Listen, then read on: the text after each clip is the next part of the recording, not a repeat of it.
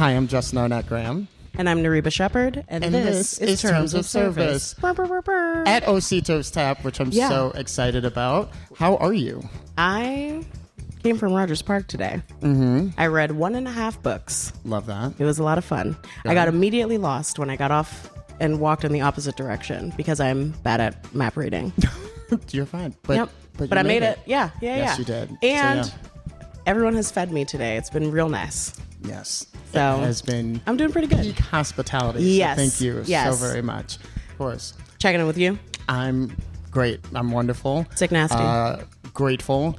And, you know, for me and this platform and overall for the industry at large, this to me feels like a significant milestone because not only are we in such a community-driven establishment, but also what we're focused on is for the culture and overall enrichment of our community as well. True. And for that, I am very grateful. So, on that note, I would love to introduce our guests. Yes. My dear, beginning with you, please introduce yourself because no one could do it better than you can. And if I did it, it would be rude. I feel like I never know how to introduce myself. No one does. So I'm just going to give it a shot. I am Selena Villanueva. I am a Little Village resident, a.k.a. a Little Villager. Very proud of that. I was raised here. I'm a K-Towner, so, you know, for those from Chicago, they understand K-Town all day, every day. Mm-hmm. I don't know what that means. Someone tell me. So I'll get into the semantics of it. Yes. There is in the western portion of the city of Chicago, there are various streets that are all K's and they're consecutive. Yeah. There's also an N town, but we, that's further out. K town is the way to go. Okay. And so I live in K town, which is wonderful. Very proud of that. And for my day job, which technically extends into the rest of my life, I am the state senator of the 12th district, and that includes neighborhoods like Little Village, Pilsen, Chinatown, Bridgeport, Brighton Park, a little bit of McKinley Park, a little bit of Back of the Yards, and a tiny, tiny bit of the town of Cicero. And I'm very proud to do the work, and I'm really happy to be here. We were excited that you were here too. Yes, so and nice. Thank you so much for joining us. And our excitement also extends to you, my friend. Please introduce yourself as well. Appreciate that. Well, first of all, I'm really grateful that you guys are here, and obviously doing this with my good friend Selena, it just makes it all that more important. But my name is Mike Moreno. I'm an entrepreneur, and my family immigrated here from Mexico. Grew up in Pilsen and then moved over to Little Village. But we've been in this community like 40 years. Forever. I mean, my grandfather started businesses here over 64 years ago. So quite a long time. Yeah. But I own Moreno's Liquors and Osito's Tap here in the neighborhood. The whole premise of the bar itself is to build on community. I think that's really important. And I've also very heavily, since I was a kid, been involved in kind of like political activism. I just really believe that people that don't have a voice need somebody to stand up for them. Yep. So that's something that is really near and dear to me. And while I'm not from Little Village, I had to earn the right, by the way. Okay. All right. Because that's how it always works. I remember He's a Little Villager. Yeah. We claim him. Yes. It took a lot of time. People were like, no, you're not from Little Village. So I had to earn that. How much time does that take? That's an excellent question. I think people just through your acts of service and how you work with the community. But I actually grew up in Archer Heights, so the next neighborhood over. Nice. But I would tell people, while I'm not from Little Village, like Little Village is what means so much to me. I spent a lot of my childhood either in Little Village or in Pilsen, so these communities are really important to me. All right. Those are solid introductions. I'll give you that. Yes, those were great introductions. But I do have to immediately follow up with when are your birthdays? I am a Gemini. Okay, fair enough. Respect. I like that. Mm-hmm. I will claim that. I'm not. Well, I won't say I'm not a crazy Gemini because I am. I'm a May Gemini though. I was gonna say, are you a May or a June? And I'm on the cusp of Taurus and Gemini because my birthday's May 22nd. Girl. So I'm just all types of complicated. Sometimes you're grounded in delusion. That's what I call the cusps of Gemini and Taurus. I would say yes, but it's my own wonderful, beautiful delusion. Exact. That's Yes. what a delusion is. Yes. You're on Entrepreneur, it. I understand being grounded in delusion. Exactly. Yeah. Yeah. Wait, As an Aquarius, I get it. Yes. what is your? Are you an Aquarius? No. I thought you I'm claimed a it. Leo. So That it's always explains a a lot. topic. It's always a touchy topic. It's a love-hate relationship with a lot of people. Actually, there's nothing like a Scorpio, though. Yeah, so. I get it. Scorpios are people too. That also Scorpios are people too. My birthday's in a week and like just shy of 2 weeks. Wait, what actually. day? August 2nd. Yeah. That's All my right. mother's birthday. Yeah, Happy really? early birthday. Yeah. For sure. Shout out to Dolores. All right. Okay. Yeah. Oh my God. Okay. Leo, Oh, Gemini. I tell my All right. employees, I don't like them like, I don't want to feel like I don't want them to feel like they have to do things for me. It's like, no, I'm just here. Okay. You guys keep enjoying yourselves. Yeah, meanwhile, I just want to go to the spa. Like, I was like, I just want great. people to leave me alone. Like, I want a massage. I want a beach. That's what makes me happy. Yeah. A massage. That's I had a massage once. I felt so uncomfortable the entire time. I don't like to be touched. Well, that would be the problem. I know. Now we're getting Yeah. It into was love gifted languages. to me. Yeah. I know. Okay, so I like to be touched by people that I know. So the idea of a stranger, Fair. and I was like, she's a lovely woman. This was gifted to me, and I Yes. survived it. And then the entire time it was happening, I was so tense. She was like, "Are you sure you're okay?" I'm like, "Yeah." Yeah. This is why you need to build a rapport tolerance? with your like a relationship with your masseuse, because then they get to know you and there's a level of trust that you gotta have. But then I'd have to go back. Exactly. No, the you touching. get to- you might make a friend who's a massage therapist, and there you go. Maybe. I don't make friends. Oh damn! Then you I don't just go shit out of outside. luck. I know. Yeah, and I'm just But that's like, besides the point. We're not here to talk I was about like, my we have you neurosis. all the way Yeah. here in Little Village. Like what it's just, today is full of so many things. Yes. Okay? So, but we're doing our best. All right. So we're going to talk about a lot of stuff today. Do not feel the urge to like cover a million things. We're going to just talk about what you're passionate about and what you want for the community, and point out some things that maybe a lot of people don't know and should be aware of. Yeah. Sounds legit? Love it. Cool. All right. So go ahead. So beginning with you, Senator, what is happening Like here. general? The sky is falling. Yeah. The world is going to shit. No. You mean But yeah. generally like in Little Village, or like in the world, or in like my world of I mean, work? specifically in your Community. your district. How are people feeling? How are you feeling? Yeah. Just begin to check in there. I'll be honest with you, it's been rough. I think since particularly the beginning of the year and since inauguration, things have been difficult around this neck of the woods. And for folks to know, Little Village is a predominantly Mexican immigrant community. And mind you, we have everybody of all walks of life. Like everybody lives here, but the majority of the people who live here are Mexican immigrants, and we have a large undocumented population, and that's always been the nature of like this neighborhood since Mexican people started moving in here. And even throughout the southwest side of the city, it's been difficult because of just the increased attacks on community and the kidnappings of people, because people are getting that is kidnapped in broad kidnapping, daylight. yep. And like it's like a constant thing it's like a hammering of this community. And there's a lot of moments where you just kind of want to give up and just say, and I'm allowed to curse here, right? Oh, yeah. Yes, of Okay. course. You just want to say fuck this. Yeah. All the time. And I mean, I do indeed say that all the time. But I think there's something really beautiful about living in this neighborhood, and that's the level of resilience. And I love that, but I also hate it for us, because I hate the fact that we're having to constantly be resilient about all of these things, whether it's another economic crash, or whether it's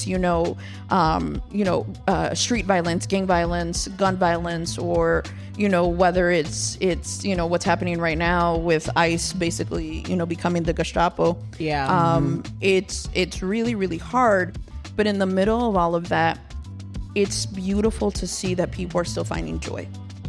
and that they're Community. still taking the time, Absolutely. and that the community still stands the way that it is. Like, it's hard when, you know, you have businesses that are saying that we're seeing less people, but then also seeing other people step up and coming into the neighborhood to say, like, well, you know what?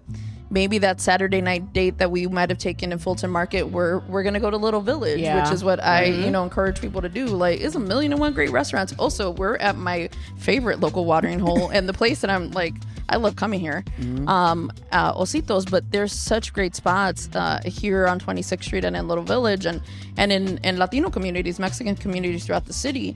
But it's been rough. But again, and I try to tell people this over and over again. It's like, we've been through this shit before. We've been through rough shit before, and unfortunately, we'll probably continue to be going through rough shit because that's just the nature of life, unfortunately. But we have each other, and we have each other to fight back with. Like, we're not alone. We're not standing alone in any of these situations, and we're not standing by ourselves. And like, this is the time to not feel isolated. Like, this is the time Community that building. if you're afraid and you're afraid to speak up, that's okay, because there's some of us that are not afraid to do that and are ready to fight the fight. That is real. I was going to say a not so fun fact is that mostly ethnic people have to be resilient. Yep. So it's like That's why I hate it. That's why I hate it. Yeah. Everyone's like, you're so strong. Well, no, it's because I literally have to exist this way. Yeah. Things don't come easily. Like, I want to We're be used soft. I want to live the soft life. Like, I that's follow the a life lot that I of wanna I live. follow a lot of accounts being like, tell me about this soft life that you have. Like, I don't know about those things. All I have for that is that I grind my own coffee and I do a pour over every morning. Like, that is my only soft life activity. Other than that, Yeah, I'm it was like little struggling. luxuries. So, Well, yesterday I woke up late, so I didn't get to have coffee. But today, I panicked, and instead of setting an alarm, I set a timer for 7.5 hours. That went off. Yeah, I'm bad at stuff. But I was gonna say that, like, I've been thinking a lot about sort of, you know, the kidnappings that have been happening, because I am not a U.S. citizen, and my green card is up for renewal in January. And so my main thing is seeing, like, how they might try to fuck me over in that time. So I've been spending the next 6 months will be me, like, renewing my passport, making sure all of my paperwork is set up so that there is little to nothing that they can do. But because of everything that's happening, I've now started carrying my green card on me at all times, because I am a loudmouth, and if I see something, I'm gonna say something. My problem is they could be coming for me next. So yeah, it's really disappointing to see what has been happening in general, but the fact that, like, people don't understand their rights in the process of it, that is a thing that is the scariest part, because, like, ICE agents don't even know what their boundaries are. No, and there, in their minds, there's no laws. There and is it's no. like, no, there is laws in Yeah. this country, regardless of whether you're thinking and whether you're trying to, you know, move us into this authoritarian regime that they're imagining, like their wet dream of authoritarianism. But I think that's also where people with citizenship have to step up. Yes. And that is where the rest of us have to continuously speak out. And I mean, I'm an elected official, and obviously, like, my inclination is, like, what can we do to change laws? What can we do to protect people here in the state of Illinois? And we've done a ton of stuff. Yeah, I was like, you've done a lot of that in But your... part of that was we saw the writings in the wall. Like, we were having these conversations. 2018. Exactly. Yeah. And, like, even abortion access and reproductive rights. I joined the legislature in 2018, in July of 2018, and from then I was like, no, we gotta do something. And back then in 2018, you know, it was Trump was already in office. Yeah. Like, again, but everybody was like, oh, he's not going to go after Roe versus Wade. He's not that crazy. And it was like, bullshit. Yeah. He is that crazy. And the people around him are that crazy. And I remember, you know, kind of being brand new to the legislature. And usually, like, your first year, what you're doing is really learning the ropes and not, like, actually, like, being super vocal about things. Because it's like, oh, you're a freshman. Like, you don't really know anything. Yeah. But I remember being like, well, I'm an organizer. So, like, I don't know how to not, like, you know, sit down.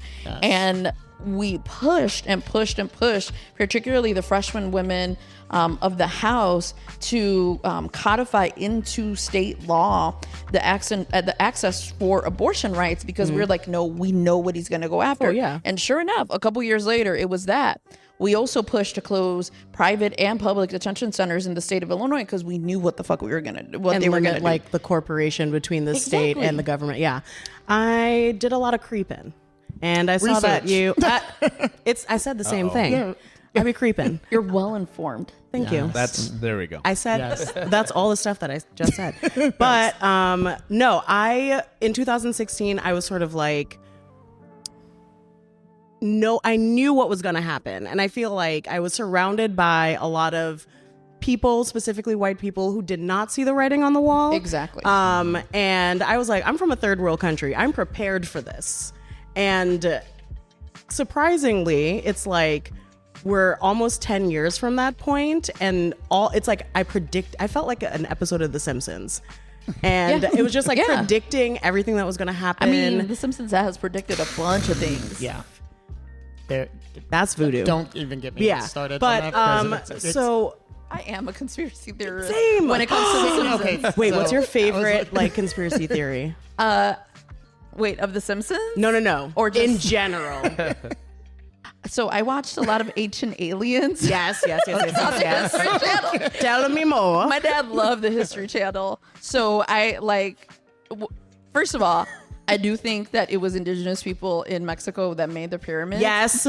I hate it when they're like, oh, it was aliens. No. It's like, no, like Mexican people are industrious. Yes. Exactly. Getting shit done. Like, don't take that credit away from us. Always the minorities. that, like, Exactly. aliens did it. Like, stop being haters just because you couldn't build this. Like, stop being haters. But I do think that aliens exist, and I think that they're around us, but I think they're looking at us like, oh, we don't want to go there right now. Yes. Like, I yeah. wouldn't say that's a conspiracy theory. I'd say that's a hard truth. I don't think that they're interested in us. Yeah, no, I think they're like, y'all don't have it "Ooh." going on. They're like, we are not bringing you this technology. no, this is not it. Mine is No. that Stevie Wonder can see a little bit. Really? Yeah. Well, I mean, you could be legally blind and still be able to see. That's so. what I'm That's true. saying. That's very true. Yeah, Why yeah. is this Instagram selfie game so hard? Because he's Stevie Wonder. And he can see a little bit. He knows his angles. How does it's he in know the name. though? He looks in See the a little mirror. bit. Sound. You Yep. can see a little bit. But before we continue, Mike, how are you as well? How are you feeling? Stressed. In this, yeah. Incredibly stressed. It's been hard. It's been what a year. I was already concerned when I saw what was happening before, Trump got elected. I was aware of the struggles that we were already dealing with. I mean, think about it. We were already dealing with inflation. We were dealing with a looming recession, which we're still kind of, I was reading reports yesterday of how Hawaii has seen its slowest years in history. Well, that's not just solely Hawaii. That's everyone Everywhere. across the board. A lot of people state that liquor is recession proof, and I believe that for a very long time. And during the recession, we struggled a little bit, but we did well. Or we not well, but okay. And this is the first year that we have not been able to keep up. We have been consistently down Yes. across the board on all my businesses. I run 3 businesses the whole year. It's month after month after month of just consistently being down from year over year. And that's scary. And people are asking, well, why? Again, We're all poor. looming recession, Yeah. inflation, which is being, exasperated because we have Tariffs a president now. that is constantly flipping on tariffs. And then at the same time, there's people that are incredibly scared, especially in this neighborhood. When you think about Little Village grosses the second highest revenue behind the Magnificent Mile for the city of Chicago. A lot of people don't realize that. Yeah. Second highest. We don't see the same things that you see downtown. You don't see, all that city funding going here. Yeah. They've been working on it, but we still are always looked at as second-class citizens, and I don't think that's right. But at the same time, when you are now consistently threatening minorities, people are afraid to come out, which Exactly. affects the economy. It affects our economy here in the neighborhood, but that affects the economy as a whole. Oh, yeah. Because Latinos spend, I mean, if you look at the statistics, we spend a lot of money. I mean, look at the Fast and Furious franchise. Oh my God. Yep. You spend a lot of money. And on top of that, I know a lot of random facts. those are that's important. Latinos love Fast and Furious. I was like, I've seen like I'm telling you, Yeah. look into the 3.5 of those research. movies. It's Latino communities that go see those movies. Like they go see the Fast and Furious movies. That's what's kept them going.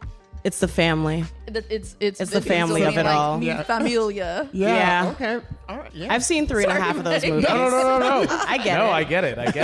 And honestly, the thing is It's like Fast and Furious. There we go. That's too fast, too furious. I've seen that one. iconic. I was gonna say, like, Yes. when I got off the bus, it was so different. Yeah. Because usually there's like vendors everywhere, and I knew in my brain that that's like no longer the active case because of like everything that's happening. But it's very different to see it on the news versus feeling it literally around you.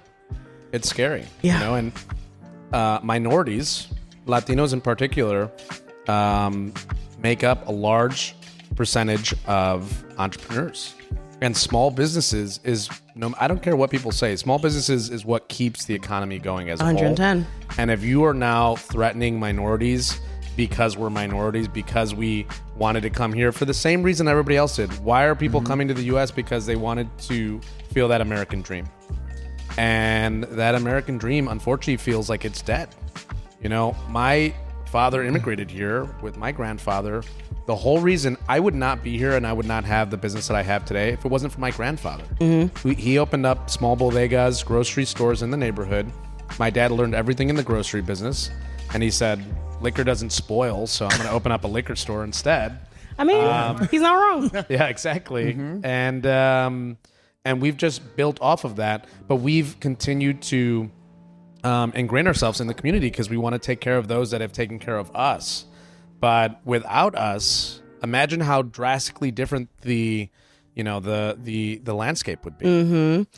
Like, I think that we've gotten to a point sort of where the people have been disillusioned so much about how much space they should take up, how much they matter, how much they contribute. And it's like, I think of it in terms of like ants. Like one or two, they're not really popping, but if they find something, they'll come together real army of fast. ants. Exactly. And what I'm saying is that I feel like even though things are not looking great, I think that more people are like starting to become more conscious of the fact that they can help in these situations.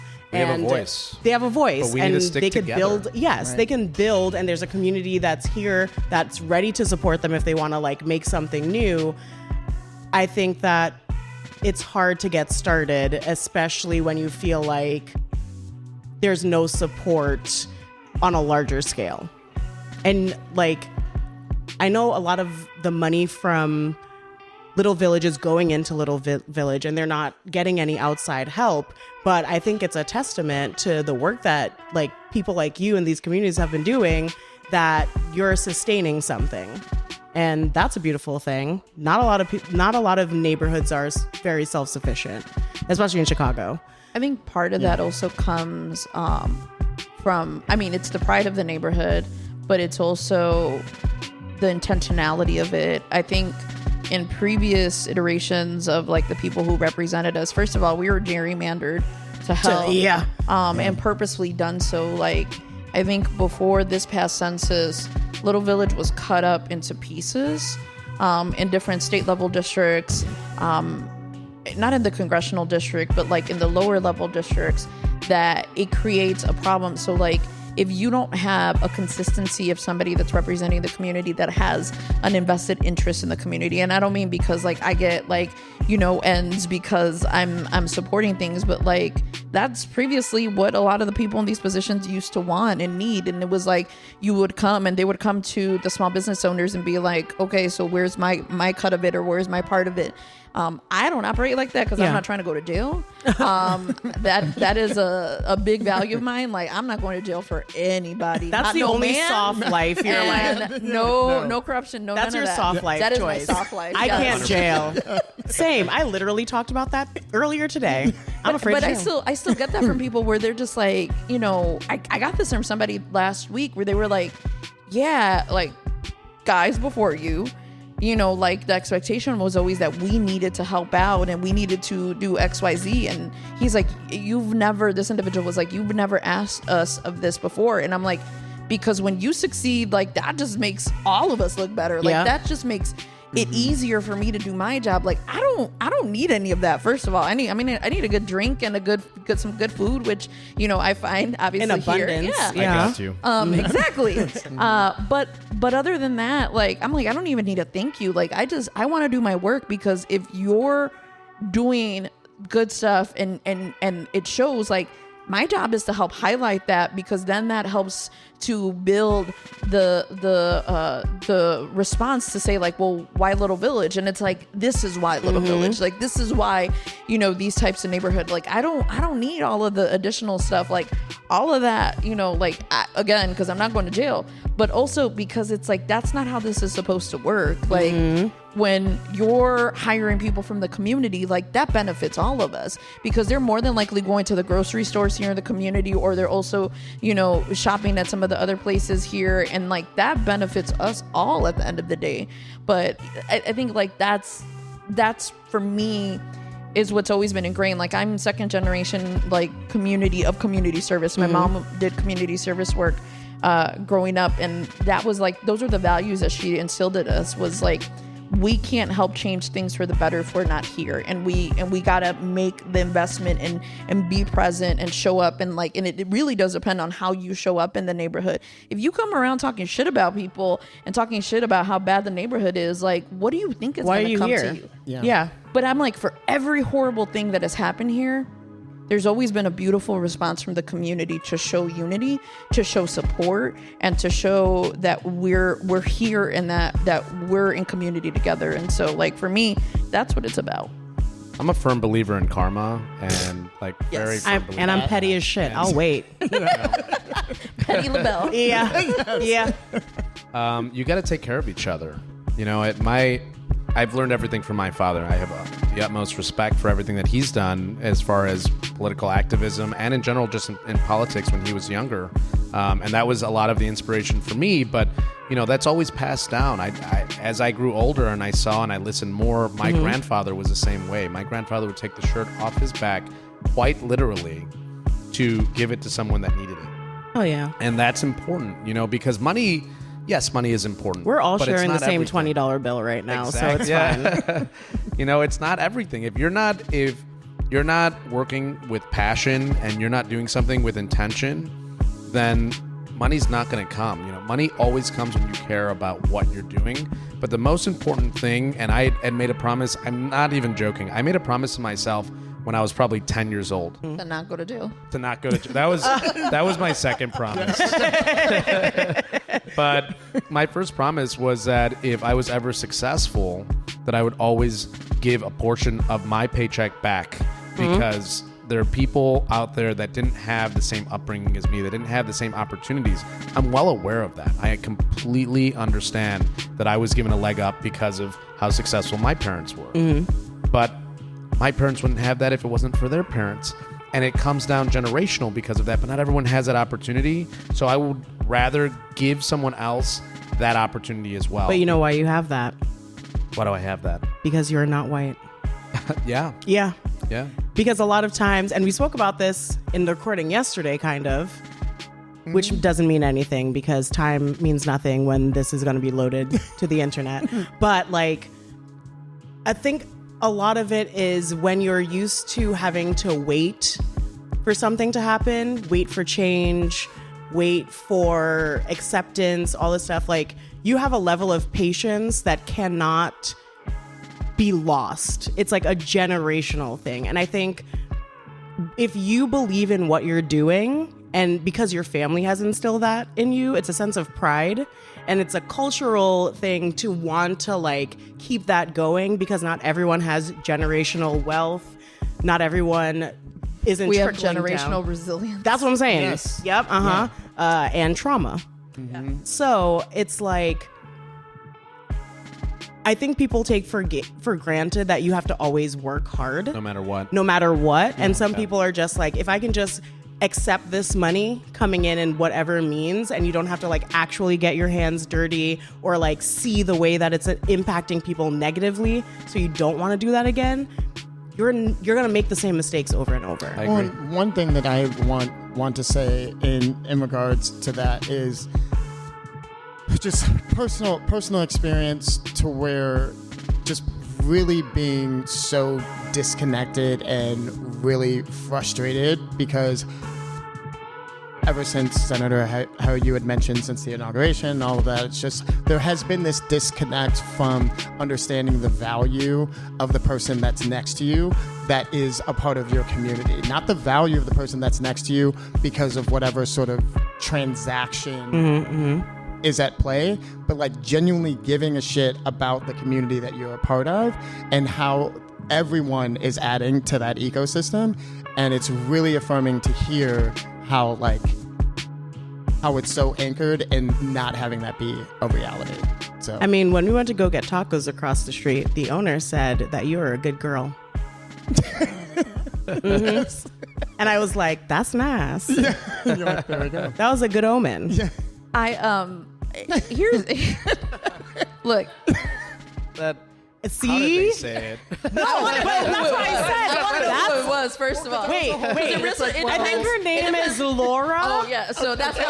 Yeah. Yeah, So that's why I was like, oh no, I know who it came from. Laura's No, it was good a people. good Yeah, one. she is. So I know I know how she meant it. It's you know what it is? I think growing up pause here. We was all thought the everything. same thing. When Yeah, people I say was like, girl, who said that. Yeah, you're- but I was like, if you went to where I think you went to, I know exactly who said okay, yeah. No, she's good people. She tells it like it is, and I mean- tell it like it is, but our telling it like it is very, little different? It gets along. We Yeah. get She doesn't along. give a shit. Yeah, she's she very doesn't. direct. I learned She a is. lot Very in the direct. 5 minutes after we Yeah. got our tacos. Yeah. But you know what? But I think I appreciate that.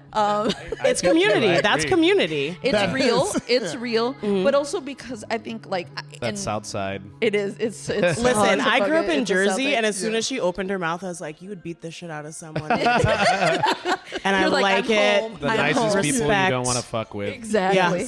No, I share this because I think it's such a it's a microcosm, obviously, of like little village, but also like the community that you could just like walk into certain places. I mean, you know- she immediately knew that I did not belong. Yeah. She's like, "What are you guys doing here?" And I was like, "Let me tell you." She knows like her regulars. Yeah, Like, yeah. yeah. Like if my dad walked in when there, she'd be like, "Oh, where's your daughter? How is she? Yada yada yada." And like there's places like that in Little Village Yeah. where like the grocery store that my parents go to all the time and I also go to all the time. My mom passed away a few years ago, and she passed away from cancer. And while she was while she was battling cancer, like my dad and my mom would go grocery shopping every Sunday together. So like the people at the grocery store knew them. Like, you know, there's a lady at the bakery portion of the grocery store, the panaderia, who they would like chat up all the time. And I remember my dad coming home, like, again, my mom had gone through big surgery, and so he was having to take on a lot of this. And I had moved back home to help them out as well. And like the lady from the panaderia started asking him about her, like, where's your wife? How is she? Like, what's going on? And I remember I walked in there not too long after that, like, you know, months later, to go do some of my own grocery shopping. And she chatted me up. How's your mom doing? I heard about, you know, your dad told me XYZ. And I was like, I don't know you, lady. Like, Yep, I've probably never seen, I've seen you a couple times in my life, but I don't really know you like that. But like, she automatically already knew who I was. And she was like, I know who you are because I know you're the senator, but I also know you because of your parents. Like, they talk about you all the time. And so I just, you know, like, your mom's always been really nice to me. And again, it's like, that's Little Village for me, is, you know, you have those moments where you walk in here and like you have bartenders who work here and it's like they're therapists for you, you know, after a long day of work. It's our job. Exactly. Sex therapist. That is hope- now going in the show. Apparently, too. Listen, I'm gonna the put first that half on my got list. cut off, so people have no idea what Yeah. I'm talking about. They're like, what are We'll sex find it. But service? listen, to be You're about to fair, start a whole other business. It's about to be 4 businesses. you can do it very easily. I went to school for human development and family studies with a concentration in sexual health and relationships. There you go. So if you wanted to know how to get into that, I can help you a little bit. Starting She my knows 4th people. business right. Yes, serial entrepreneurship. But like that's the great part of places like this is you do have that where you walk in and it's like, and it is like Cheers, like somebody does know your name, like, and everybody knows your name in some places, or they know your taco order, or you know they know like your drink order. And I think like that's the beautiful part of this. Like you walk into places or you walk down the street and like there'll be times where my cousins are driving by and honking their horn and acting like crazy people, like Selena. And I'm like, oh my God, I don't know those people. You do. And You it's like, came from damn, them. That's my cousin. I But, mean, yeah. in my neighborhood, the only people that recognized that I was missing because I was opening a restaurant at the time was the line cooks in the Mexican restaurant across the street from me. But those are Yeah, important people. I know. And the guy that runs the liquor / corner store across the street. They both thought I was dead. I was like, that's crazy. I was just working. I went heavy real quick. But that's what I'm saying. It wasn't like she was on vacation. Yeah. It was like, That's damn. what I'm saying. Yes. But Gone for I 1 get it. week, she's dead. They're like 6 just- weeks to be fair. Oh, okay, but Yeah, that's why because they I used thought to you get were dead. pozole every Sunday, and they were like, Okay, see, here's the thing. After a week, they were like, "Oh no, she's not on vacation. Maybe she went somewhere. Maybe she." I thought moved." moving. Exactly. Yeah, no. But then it was like 6 weeks, and it was like, "Oh no, she did." Yeah, I was working on Sundays. I couldn't get pozole. I think I would lose my mind if I did not communicate with you for 6 weeks. I would. Yeah. Well, yeah, but that's not going to happen. No, for sure. But Do you that's have what my I'm saying. location? Pardon me? No. Nice. See, the line cooks at the Mexican spot did not have your location, so that's why I No, didn't that's know. what the Yeah. problem was. Yep. Mm-hmm. Oh, Yeah. yeah. You zoned there out it for a is. second. No, I was like, Like, do my Mexican, like my guys at my place? oh, Do you have a place? they got me. Okay. Yeah, they Just got in me. case you go missing. That's what so it's all that would be about. any of Yeah. your You know, businesses. it's a sense of Yeah. it's a sense of community. And Yes. that's so Yeah, important. That's George and You know, Lakeview like for we me. all know each other in one way, shape, or form, whether we're aware of it or not. There's an invisible string that connects all of us, Mm-hmm. and that's so important. You know, we've got the owner of Los Candiles here right now. One of my favorite Yeah. One of breakfast mine places. too. You know, we're Potosinos. Like we both come from the same Amazing state food. in Mexico, Mm-hmm. and it's hard to find some of that food anywhere else. And for me, it's important because it's a sense of community. We're working together. We want to see each other be successful, but at the same time, I might go in there for breakfast, and I'll run into somebody that We just ran into each other, We ran like into each yeah, other like over a there. couple weeks ago. you know, and that's what it's about. But at the same time, sometimes I might run into somebody that I don't even know, but they know who I am. And then they start talking to me. Or earlier when we were doing the photo shoot outside, a gentleman saw my shirt. He's like, "Man, where did you get that shirt?" I was like, "It's a prototype. Like, we're going to be making some shirts like this." I was going to ask where that shirt came yeah, from. it's so. an old shirt, but We it's gotta not make being some new made. shirts. We're making these shirts here for sure. They're little village shirts, by the way, for those that can't see it. But Oh, they'll see it. they'll see it. Oh, They'll now see I'm it. nervous. All the pictures you took, we actually just exposed them outside, so they'll never know. Perfect. Yes. So, but a gentleman walked up and then he just started talking and he was telling me, he's like, "Oh, are you like, you know, the owner?" And I was like, "Well," I said, "Nice to meet you, you know, Mike Moreno." She's like, "Oh, I know your father, and my father knew your father, and the bar in the back, that's yours?" I said, "Yes." He's like, "My children love that bar. They go there all the time." Not actual children, by the way. Adults. 21 and Adults. Of older. legal Yeah. drinking I'm not going to jail. age. Again, theme No of the show: jail. no jail. No jail. No jail. Full circle. But There you go. know, it like that's to me that's so it's raw. That's real. Like that's what it's about, and it feels good to see that where people they respect you because of what you do. They don't even know you, but they support what you're doing, and that's not even getting into the philanthropy work and stuff that we do in the community, and not just me, but so many people that do, in my opinion, more than I do. And like I'm always trying to figure out how could I do more. I mean, And it my takes a girlfriend tells village. me I need to take a break. She's like, "You need to breathe sometimes." I mean, yes, a you lot do. of people. Yes. I work a lot. Do you have a therapist? She probably tells me that I need to go to therapy more. She likes the money. She's like, can you come 3 times a week? Oh my God. How much are you paying me? She's like, we can push that out to 4. It's fine. So go ahead. I was gonna say that like we always want to do more, but sometimes burning yourself from both ends is more harmful than not. Yeah. True. And so like I don't think, based on the creeping research that I did, I think that a lot of people... It's not creepy if you're using it for good reasons. Sometimes I use it for bad reasons. Okay, The truth that... But it's not here. That's not here. That's like in life. That is being just well informed. Thank you. Well, okay. This went silent to Gossip, the that's lambs what real gossip quick. was. I just read That's an how I article. know about Fast and Furious. Yeah. Sometimes you're curious. Yes, you got to know. I mean, as soon as someone tells me something, I need to immediately know everything about it. And I was trying to figure out, like, when did gossiping become like a bad thing? And it was basically in the 1800s because women were communicating with each other and they wanted to stop us from communicating. But And that was like, stop us from having rights. yeah, like, and that's when like the phrase gossiping came into existence, because before it was like being informed. There were even like articles written about like whether or not a man that someone had sex with was good at sex. That was part of their gossiping train, because That's it was also like called being well informed. exactly. So yeah, no, they just Look, took it away from gotta- us. It's like the pockets. I do need to try the milk before I buy the cows. So, you know. But yeah, that's why they also took away pockets from women, because they didn't want us to have things to escape. Look, I'm not Yeah. a chismoso, but I'm a I will sit chismosa. there I and love listen to the chisme. chisme. I'm like, wait a Exactly. second. What's going on? That's the theme of my party next year. That's what happens. No in presents, bars. just gossip. We're there and we Well, yeah, hear you're therapists. everything. Mm. Everything.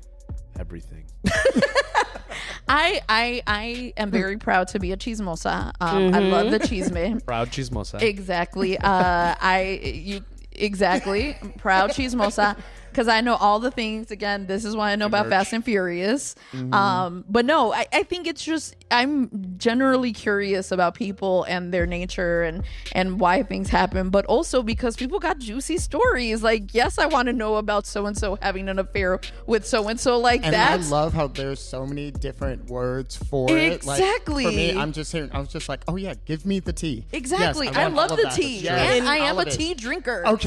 In Trinidad, it's That's called none of my macoing. business. Yes. Like you're macoing someone's business, you're minding their business. That's what I grew up with. Right. But like now I just get to mind people's business to their face.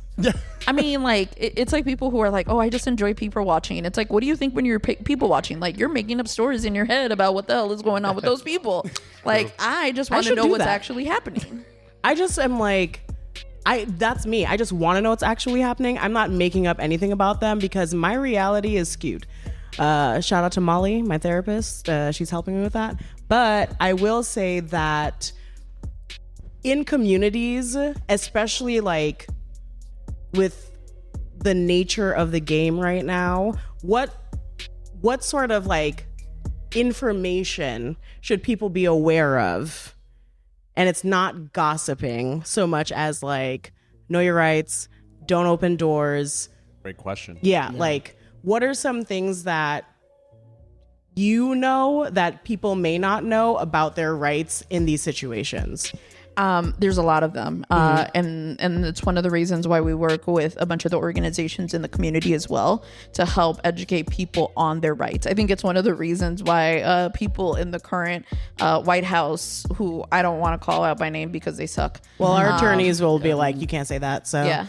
So those individuals, that's why the reason why they like hate us so much in Chicago, because people are actually informed about their rights. But it is knowing that you have a right to remain silent. It is knowing that you have a right to ask for a warrant, a signed warrant by a judge. Because a real judge. There's a difference between some of the warrants that they're showing, that ICE agents are showing to people, because most of them are not signed and most of them are not judicial warrants. I imagine that they're probably not in the language that exactly. No. people can. Well, and they're supposed to identify them. Yeah, Yes, exactly. Yeah. That's, because you don't know who that person is. As a matter of fact, we have created a perfect storm, because now there are there's articles coming out, and I'd already thought about this, but now there's articles coming out of criminals that are utilizing this because it's empowering them. They're like, wait, I could just put on a uniform. Mask. A Or mask. not even a uniform. Like, I can just, tactical vests. And, Exactly. Yes. And just kidnap people. That's terrifying. We have a constitution for a reason, and that constitution doesn't just protect Americans. Okay, like that's the whole reason why it's there. I truly do believe that our founding fathers would be disgusted as to how far we've come. And we need to understand that we're not going anywhere. We're going to be here for another 1,000 years. We've been here. Yes. Right. We've Yeah. been That. here. Like, and that's the thing that's why it's so disheartening. Like, okay, so what do you want from us? What do you expect? Like, if you put a dog up against a corner, do you think that dog's going to bite back? Like, we deserve the same equal rights and freedoms as the next person over. 110. And I think about it like how you were talking about how minorities, as we grow up, we put up with so much shit. Our expectations are And set differently. Exactly. When I was a kid, I didn't even think about it. And as I look back, I was like, wow, that was actually racism. Like, people were discriminating against me because of my skin color. And I'm a very well-spoken person. I dress casually, but at the same time, why should I even have to I prove dressed anything to nice for anyone? y'all today. I understand. Thank you. Yeah. I had my good buddy Vinny come in here, and he did a little food review and stuff for us. And there was a gentleman that commented on that, and he was telling him to speak proper English. And I'm like, hate okay. that. I was like, I'm sorry. you. So because No. he's black and you're white. Oh wait, you I know just think- Vinny. Yeah, Vinny's. I've known Vinny for a long. He's a good guy. And so I spoke up real quick on that, and the guy was like, "Oh, it would surprise you that you think I'm racist." He's like, "It would surprise you because my wife's Asian, and guess what? My best friend's black." Listen, I got Wakanda'd by a random white dude with an Asian girlfriend. Yeah. He just took his Honestly- spear and did this, and I was like, I was fuck? well as I read that, Those I are was the like, things okay, that end so you up in are you English? Are you speaking the Queen's tongue? Because otherwise, you're not speaking proper English either. It's always a I was laundry like- list of how you're not racist. Yeah. Straight up. Always. And it's like, you're If you racist. started with, I'm not racist, Yeah, exactly. like- chances are. You better are be racist. saying garage instead of garage. I want Basil, all right? Like, you better. I want to hear it. I want to hear it. Let me hear that twang. Yep. It's how it goes. I liked that. I was like, It's in there. But yeah, like I think it's stuff like that. People knowing that they have a right to take pictures of things that are happening, to take videos, to be well informed about what's going on. But yeah, like I think people have rights, and just because some people think that they don't, does not mean that trumps our Constitution or that trumps. And again, we have a Constitution of the state of Illinois. We have a Constitution of the United States. We have rights, and just because some Yahoo thinks that somehow they're the end all be all, it's like no. It takes a constitutional convention in order to change the Constitution. Literally. Just because some person thinks that, because I say that this needs to happen, that it's going to happen on a social media platform, does not make it so. Okay. Right. I mean, We most have rights. Americans don't even know that the Constitution has been amended. Since The amendments? since it was signed. That blew my mind. I was like, what do you And then think you that ask them means? questions. It's like, but you know that there are amendments, right? Oh yeah. And it's like, what do you think an amendment is? Literally. So people ask me all the time why I'm not an American citizen, and I'm like, I know more about America than most Americans do, Yeah. and it feels horrible. The idea of me paying thousands of dollars to have to give up my citizenship in Trinidad, one, because dual citizenship got thrown out the window in 2016. And so it's like different in a sense that like I really value everything that I've been afforded an opportunity for here in America, but I feel like it's been cosplaying as a third world country. But see, that's the thing. It was The done entire time. purposely. Yeah. Like, people's lack of civic education was done purposely. Like, Oh yeah, children taking it were away left in the behind. 70s and 80s. And that was Yeah. going to be my follow up as to really exploring the value of understanding the impact of your voice within your community, and how does that extend to the state and policy and all of that as well. So I like to tell people, and it's really funny because I've had situations where people try to punk me out, and I'm like, you know where I'm from? Like, I think that's a bad idea for you, first of all. But I think I come to the work with genuine authenticity of who I am, where I come from, and why I'm doing it, but also who I represent. Because at the end of the day, like, when another kid gets shot, it hurts me. Like, I cry, and it isn't just about like standing with the community. Like, it kills me inside when yet another thing happens and we're having to respond to things, or we're having, and not because I'm so lazy that we have to respond to things, but it's like, no, like, that's not fucking okay. Kids growing up thinking like that this is kind of what you're supposed to expect. Like, it's horrible to me. But in the same vein, it's like, it's the beautiful part of like the community that shows up after horrible things like that happen, of the coming together of you know, being in community, but also being of support and of service of each other. And so, you know, there have been some bumps on the road, but I think like, I mean, in my previous life to being a legislator, I was an immigrant rights organizer. So like, my work has always been, and you know, I've worked on a bunch of different campaigns. Like, I worked on marriage equality before it was the land in the country, the law in the country. Like, I worked on marriage equality here in the state of Illinois. I've worked on fighting to raise the minimum wage. Like, I've worked on a bunch of issues that for me were just like really, really important, because it was like, what the fuck where do we live if we're supposed to be the superpower of the world, and people don't have the access to be able to marry whoever they want, or like be able to have $15 an hour, or you know, like all of these things. And so like for me, it was always like, this doesn't make sense. So it is up to me to help build, you know, the community that I want to see. I was gonna ask, like, because I wrote down like all of the committees that you have worked in or with, and I'm like, do people always sign up for 8 or more committees, or were you just like, these are the things that I have to do? So part of them is these are the things that I have to do. The other part of it is, and mind you, like when we introduce laws, they don't have to just fall in those committees. Like, this is the stuff that like we try to, or are subject matter experts on already. And so it's kind of like when the bills, you know, kind of come through those committees, we have to read through them, and then we're the ones voting on them before they go to the larger, you know, chamber. But for me, it's like public safety is a big issue. So like, we're gonna talk about that shit. You know, like I want to be a part of that conversation, but it's also things like labor. Like, I care about labor rights. I care about people's access to being able to have, you know, safe and secure jobs, but also jobs that actually provide for them and don't leave them out, you know, in the wind.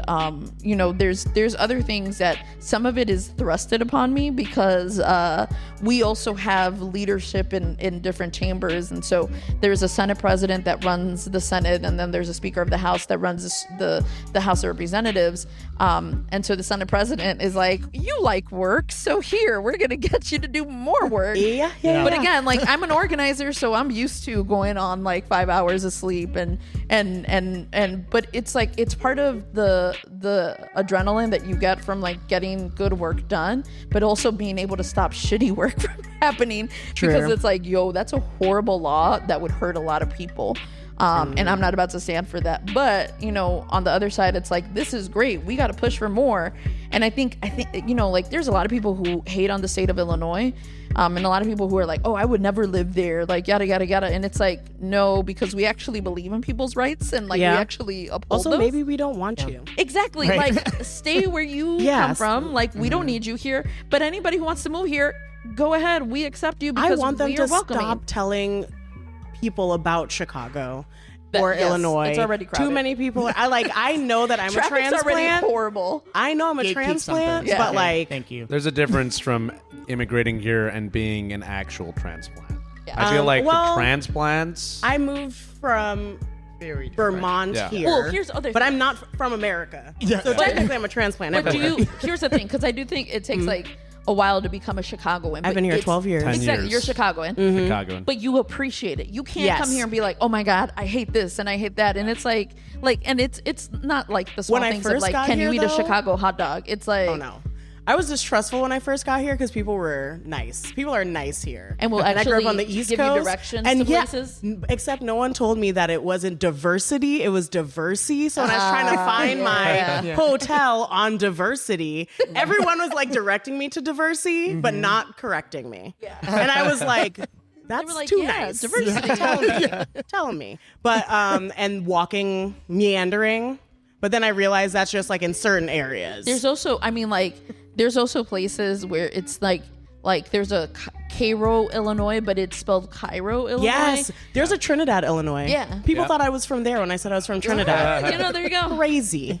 No. You know, the difference though is obviously, so for me, like for example, a lot of these transplants that come from places like, I don't know, New York, Colorado. or Colorado, California, Iowa, wherever they're coming from, and they're coming here and immediately, you know how it is now. I feel like a lot of people are like, oh, I'm gonna make it big on TikTok. I can make it here. I can make it anywhere. Yeah. Big So they lights. come here because it's cheaper, and then they're like, oh, like the rent is $900. I'll give you $1,500. All of a sudden, the rent's like skyrocketing, and that helps to fuel the gentrification that happens in the communities.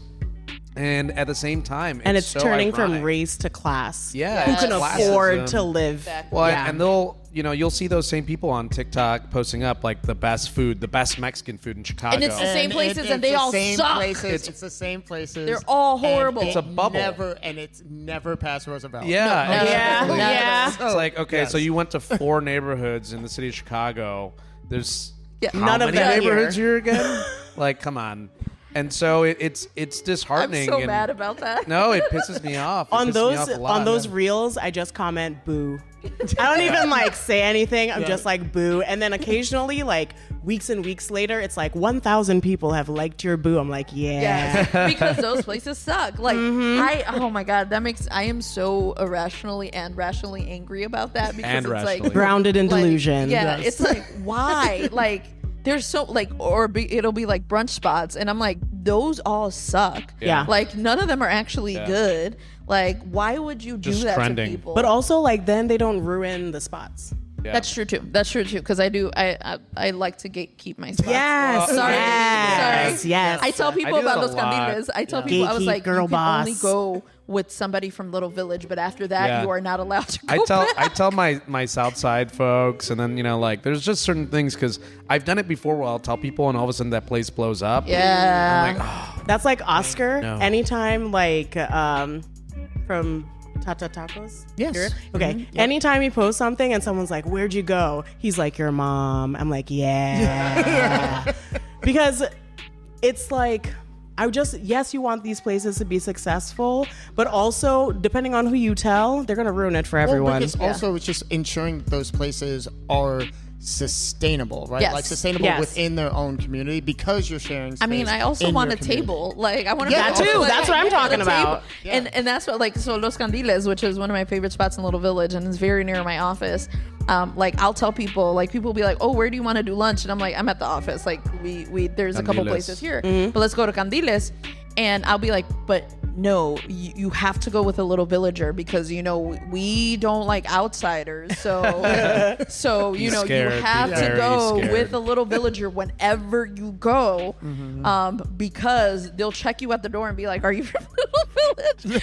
but because it's like part of it is like I would like a table, but no, like I do share with people like because it'll be well, what are the spots? I'm like I have a whole list. Like somebody this weekend was like, so what's your favorite Mexican restaurant in Little Village? And I was like, what kind? Like do you yeah. want carnitas? Do you That's want, so true. yeah, like Yes. do you want All the tacos? Do you time. want like do you Yeah. want like an actual like Yeah. full plate? Like are you looking for enchiladas? Like what specifically are you looking for? Yeah. And they were like, I love that oh, answer. and I was like, yeah. And then it's just the umbrella Mexican food, but with the question mark at the end, it goes Mexican. Exactly. Yeah. It's like It's you a- know You don't even know there's what you want. more. It's There's a lot. love-hate relationship, honestly, with the gatekeeping because I do the same thing, but then all of a sudden, now a lot of people, because they don't want people ruining their neighborhood places, You know, like my bar has blown up on social media. It's like every week or every other week somebody's posting us up. But what's happening now, and like I find it funny, but I'm also like, yo, like please stop.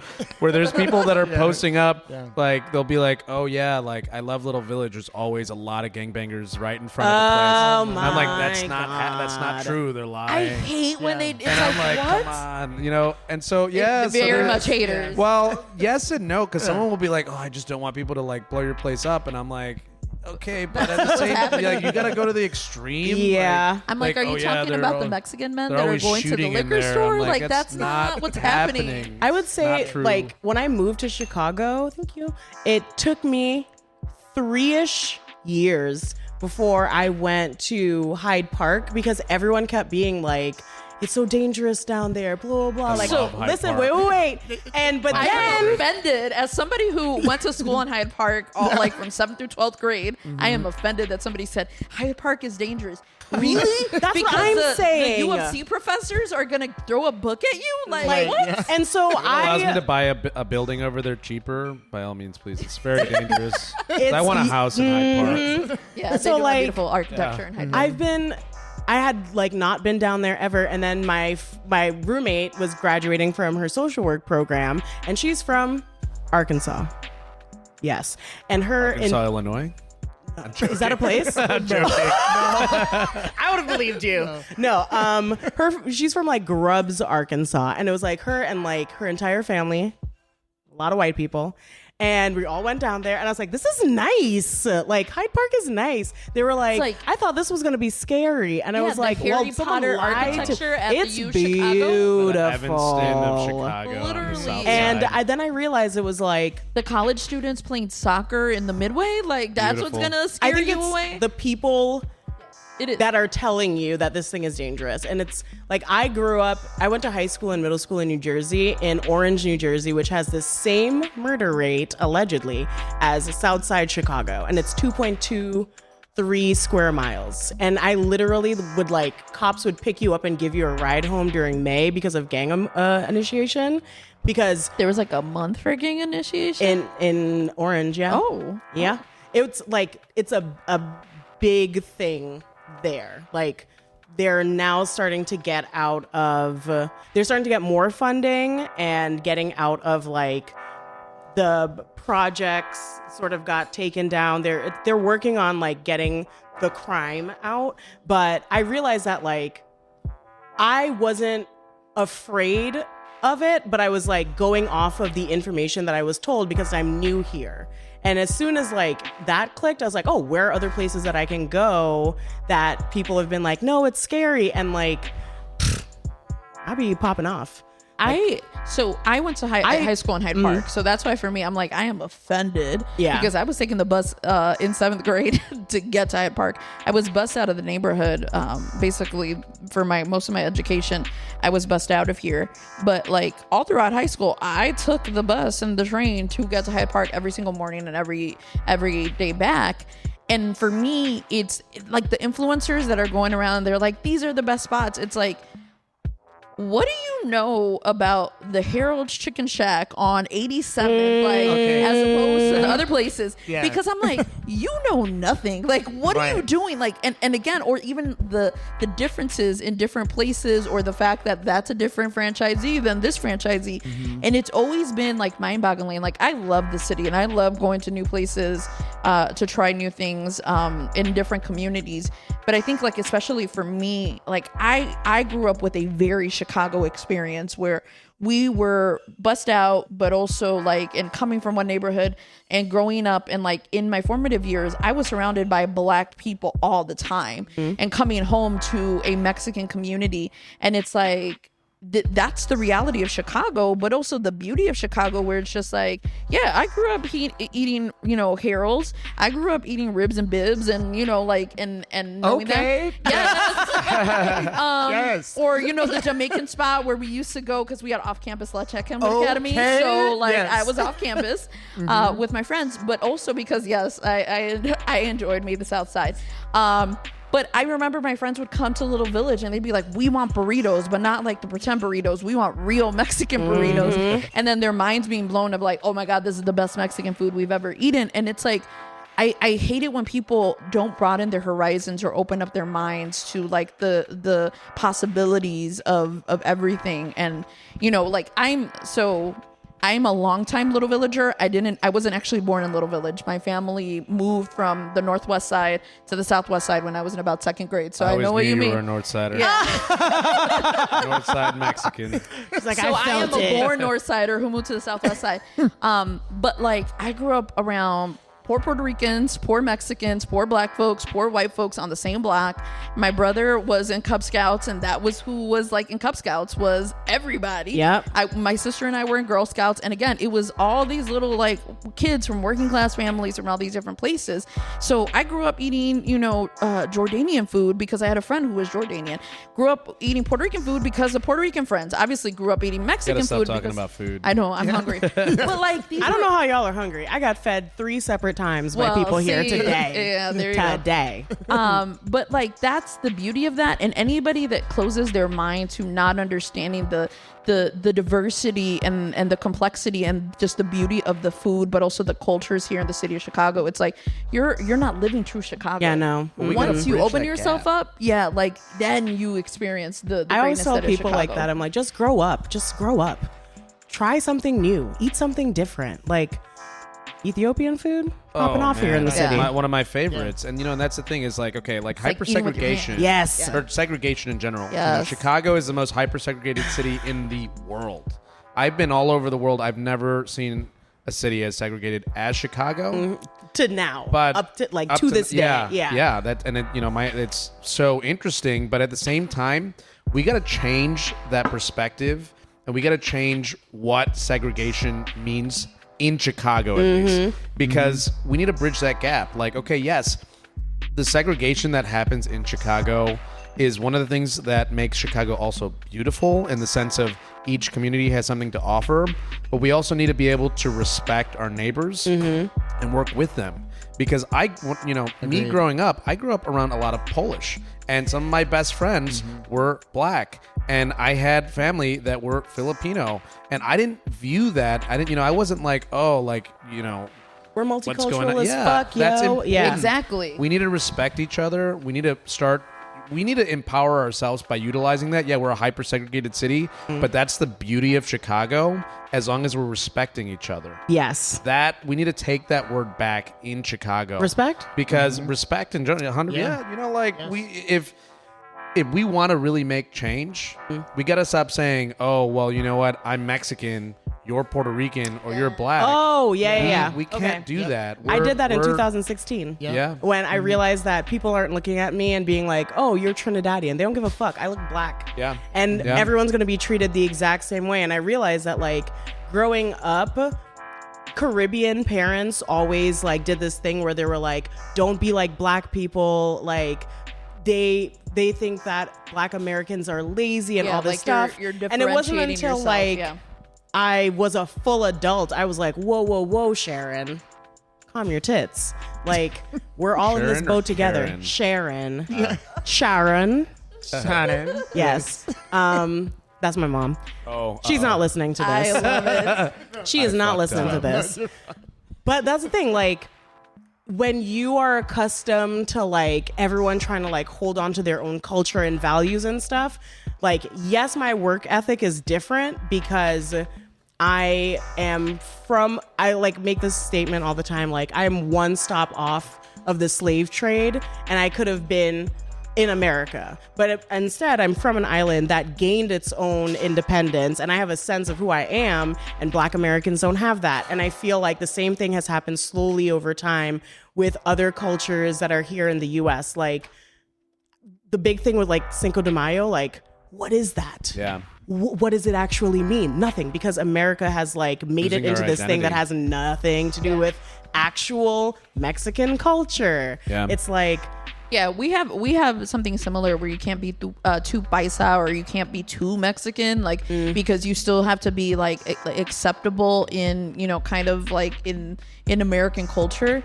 And I think I had a major identity crisis throughout most of my life. I'm still going constantly through an identity crisis. I mean, this is even my accent. I get it. Yeah, it's like it's those things where you're just like, it's those type of things that make you aware, if you allow them to make you aware of like the rest of the world, but also how you present in your own life. Because it's like, no, you have to do this, you have to be that way, you can't be like those gangueros out in the street, like you can't do this. And like, I think I always get that question of like, why do you care so much? And it's like, because if I do see kids that are getting street involved, like it is my responsibility to do something about it. Like I'm not better than people because, you know, I have privileges. Like, no, it's fucked up because white supremacy has allowed us to have privileges. And whoever is deemed as, oh, you fit in or you're this or that, like, okay, that's a little bit more acceptable than other people. But that privilege is the responsibility to try to do something so that you can help make things happen for other people that are not as privileged or don't have access to resources or access to any of those things. But it also plays itself out in these different things. And I think like that's the reason why I go so hard for the community. It's because and again, I've lived away from Little Village. I've gone away to school. I've done study abroad. I've done all of these things. And the constant question that it comes back to is, why do you stay in Little Village? And it's just like, because this is where my people are. Like this is my heart. Now, mind you, do I want a nice little loft, like you know, with some exposed brick? Yes, you're not trying to have a yard. You don't want a yard? Exactly. I got a yard. Like you know, I got rats. We got rats as pets. Exactly. You know, but like and bunnies. You got bunnies. Exactly. We do have bunnies. We do have bunnies because I live in front of a park. But like. You know, there are those type of things where it's just like, but this is where my community is. If I leave my garage door open, I know that my neighbors got me. Yeah. Like I know that they'll close the garage door, or they'll be like, you know what, we didn't want to touch it, but we've been looking out for it the whole day. Or if something happens or somebody weird is lurking about. It was so funny because somebody actually some law enforcement came to my house not too long ago about something, and my mechanic who works near my house had noticed them because I was still in my house getting ready for the day, and he called me up and he was like, hey, somebody's in your front door, like I just want to let you know. I'm not going to jail today. Yeah. And I knew what it was about. Like they were coming to ask me about some stuff that had been going on. But it was really funny because I was so touched because I'm like, thank you for looking out for me. I was like, it's not what you think. And he's like, no, but I wanted to make sure that you knew, because like if you needed to escape. That's real. That's a friend. You spoke on something that's so real, and that's that identity crisis, the fact that we are to a degree nomads, that we don't feel accepted by other Americans, and we don't 100% feel accepted by our own people in you know, whatever country we come from, and that identity you're crisis. American to them. Yes. Yeah. And you know, and so then you don't 100% fit in anywhere, and that causes a lot of not only pressure to be a certain way, but at the same time you don't know who you are at times. You're like, you know, I grew up, we're immigrants, you know, we come from immigrant families, and my father is an incredibly proud person, very proud to be from Mexico, and growing up my whole life like saying like I'm Mexican, I was very proud of that. And then you go to school and then you have like, you know, somebody who actually is from Mexico and they're like, nah, este güey no es un mexicano. Oh my god. And then you have the other people in the I got bullied like Selena in the movie because I didn't speak Spanish. It's tough. It's scary, and then it's I like had to learn because I was watching novelas, and that's how I learned how to speak Spanish in 4th grade. I had to I work laugh at at it that. now. Incredible. I'm still working Watch on my novelas. Spanish. Watch novelas. I There gotta you go. watch more. They're too dramatic. The lady's choking herself at the point, and oh my god! Listen, You'll I don't learn. even Look, I don't even you'll learn speak how to cry in Spanish, Spanish, and I'm watching them. I'm like, you know, it's a feeling, it's a vibe. One of the novelas, I wish I could remember the name. I'm not joking. Within the first 2 minutes of the novela, Somebody got slapped. The sister pushed her other sister off the second story of the house. Oh, yeah. She fell through the glass, But she table, lived probably. and she died. No, 2 minutes into the show. 4 seasons later, She came she's back. got a, She's yeah. Or 4 seasons later, there's a triplet. And like, they come out And the she's woodwork. pretending to be the ghost of the Yeah. sister. Yeah. But I think one thing that's so important is, okay, yeah, we don't 100% know where we fit in, and we're trying really hard to figure that out. But we also understand that we have a voice because we understand both sides. And if we don't stand up for those that don't have a voice, then who is? And I've had people, and it's disheartening when I have people that I love and I care about and that know me and that'll tell me, Mike, you got to be careful about what you're saying. No, that's what and my I mom always tells and I tell me about them, this. I You appreciate gotta say and I it. understand where you're coming from, but if I don't stand up, Who's who gonna? will? Exactly. I was like, they can't arrest all of us. I was like, I have enough reputation. They could try. I was like, honestly, if someone were to do something like that to me, I said, that might actually be, unfortunately, a beneficial thing because it'll make headlines. We need reputable people that are parts of communities that have always stood by their morals to stand up. And unfortunately, some of us are going to get, in one shape or way or form, in trouble, quote unquote, because why? Because we care and You're we're standing up for yourself, yeah, and your community. I marched with my father when I was 10 years old in the Million Man March for immigrant rights. I told my father I wanted to go, and he said, let's go. And there's photos. It's very funny. We still have the old Chicago Sun-Times newspapers.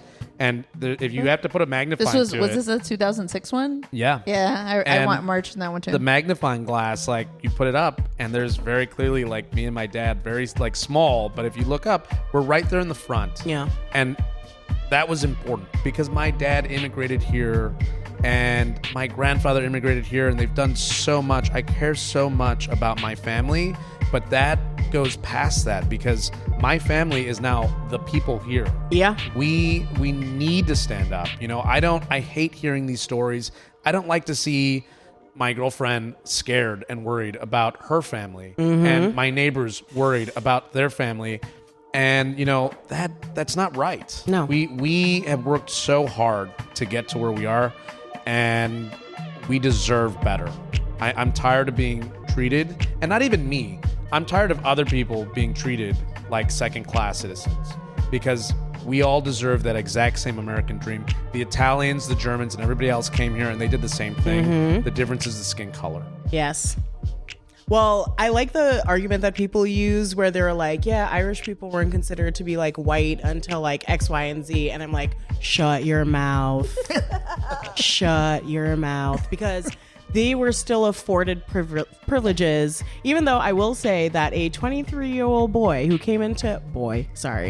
he's an adult man, came into my bar and was like, the Irish have been the only white people on the right side of history when it comes to stuff for a long time.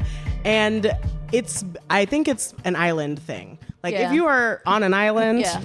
The San Patricios. Don't fight 'em. They Yeah. fought with the the Irish Mexicans. from Ireland throw down. Yeah. The Irish here, they got it's some work very to do. different. No offense to you.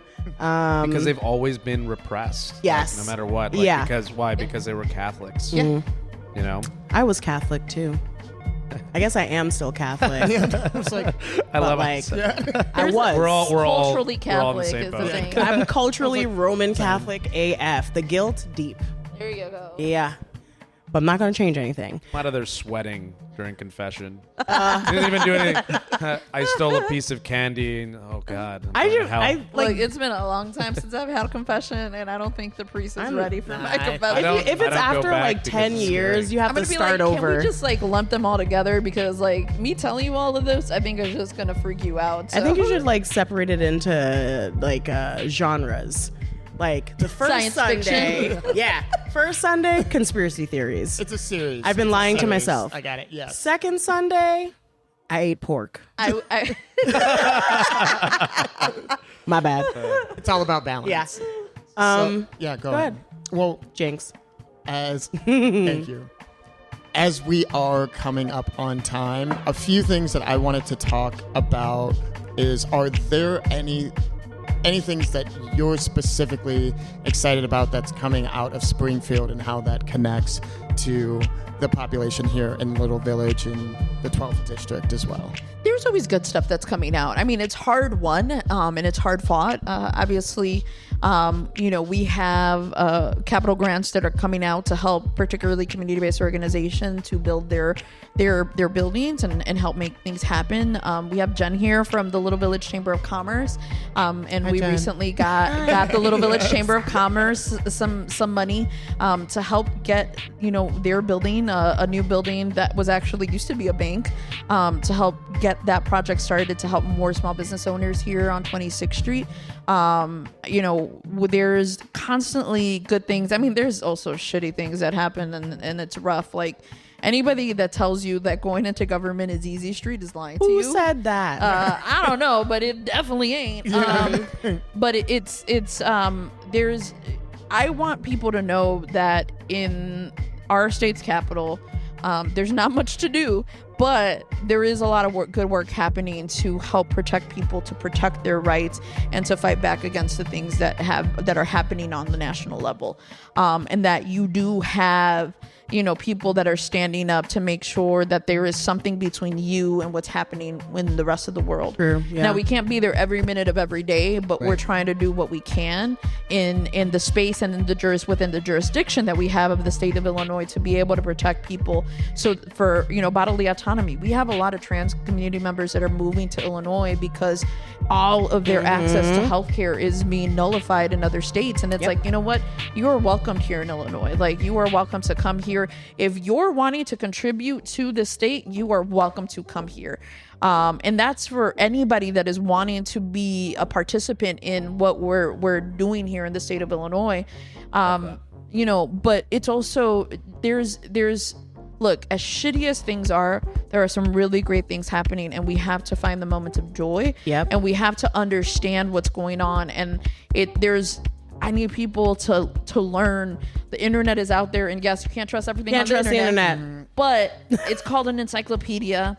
Look it up. But also find reputable news sources. Like, good things are constantly happening in the middle of all of this stuff.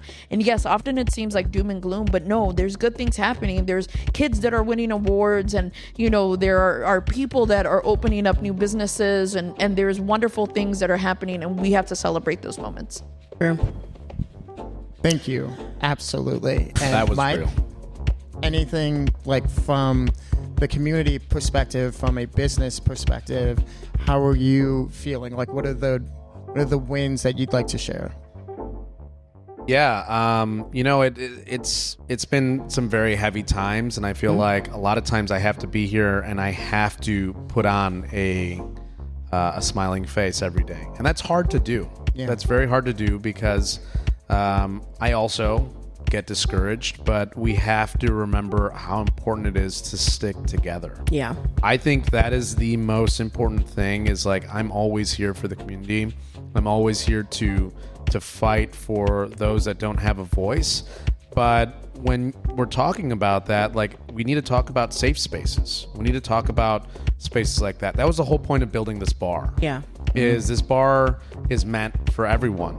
I come in, I'm a very casual dresser, but I tell people that we're going to treat you like you have $1 million whether you do or you don't. Mm-hmm. But at the same time, we're also going to protect you the same way that as if you were my family. Mm-hmm. My employees here, I always tell them that you are now a part of my family, and I mean that, and I care about it because it's so important. Not like in a pizza party way.